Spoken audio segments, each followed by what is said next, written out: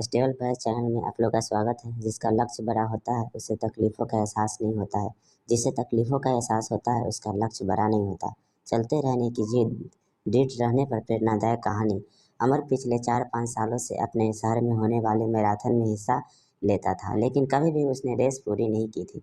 पर इस बार वह बहुत खुश था, क्योंकि पिछले कई महीनों से वह रोज़ सुबह उठकर दौड़ने की प्रैक्टिस कर रहा था और उसे पूरा भरोसा था कि वह इस साल की मैराथन रेस ज़रूर पूरी कर लेगा। देखते देखते मैराथन का दिन भी आ गया और धाई की आवाज़ के साथ रेस शुरू हुई। बाकी धावकों की तरह अमर ने भी दौड़ना शुरू किया। वह जोश से भरा हुआ था और बड़े अच्छे ढंग से दौड़ रहा था, लेकिन आधी रेस पूरी करने के बाद अमर बिल्कुल थक गया और उसके जी में आया कि बस अब वहीं बैठ जाए।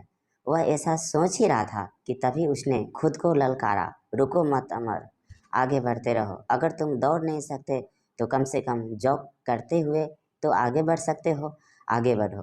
और अमर पहले की अपेक्षा धीमी गति से आगे बढ़ने लगा। कुछ किलोमीटर इसी तरह दौड़ने के बाद अमर को लगा कि उसके पैर अब आगे नहीं बढ़ सकते। वह लड़खड़ाने लगा। अमर के अंदर विचार आया, अब बस और नहीं बढ़ सकता। लेकिन एक बार फिर अमर ने खुद को समझाया, रुको मत अमर, अगर तुम जॉक नहीं कर सकते हो तो क्या, कम से कम तुम चल तो सकते हो, चलते रहो। अमर जब जॉक करने के बजाय धीरे धीरे लक्ष्य की ओर बढ़ने लगा। बहुत से धावक अमर से आगे निकल चुके थे और जो पीछे थे वे भी अब आसानी से उसे पार कर रहे थे। अमर उन्हें आगे जाने देने के अलावा कुछ नहीं कर सकता था। चलते चलते अमर की फिनिशिंग पॉइंट दिखने लगा, लेकिन तभी वह अचानक से लड़खड़ा कर गिर पड़ा। उसके बाएं पैर की नसें खिंच गई थी। अब कुछ भी हो जाए मैं आगे नहीं बढ़ सकता। जमीन पर पड़े पड़े अमर के मन में ख्याल आया, लेकिन अगले पल ही वो जोर से चीखा, नहीं, आज चाहे जो हो जाए मैं ये रेस पूरी कर सकूंगा।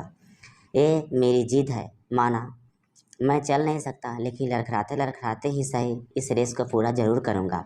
अमर ने साहस दिखाया और एक बार फिर से असहनीय पीड़ा सहते हुए आगे बढ़ने लगा। और इस बार वह तब तक बढ़ता रहा जब तक उसने फिनिशिंग पॉइंट पार नहीं कर ले।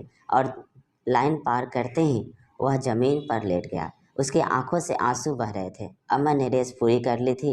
उसके चेहरे पर इतनी खुशी और मन में इतनी संतुष्टि कभी नहीं आई थी।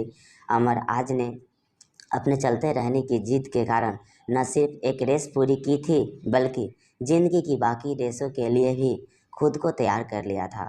दोस्तों, चलते रहने की जिद हमें किसी भी मंजिल तक पहुंचा सकती है। बाधाओं को आने पर हार मत मानिए।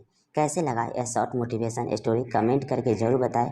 और चैनल पर नए हैं तो चैनल को लाइक शेयर और सब्सक्राइब कर लीजिए। Thank you.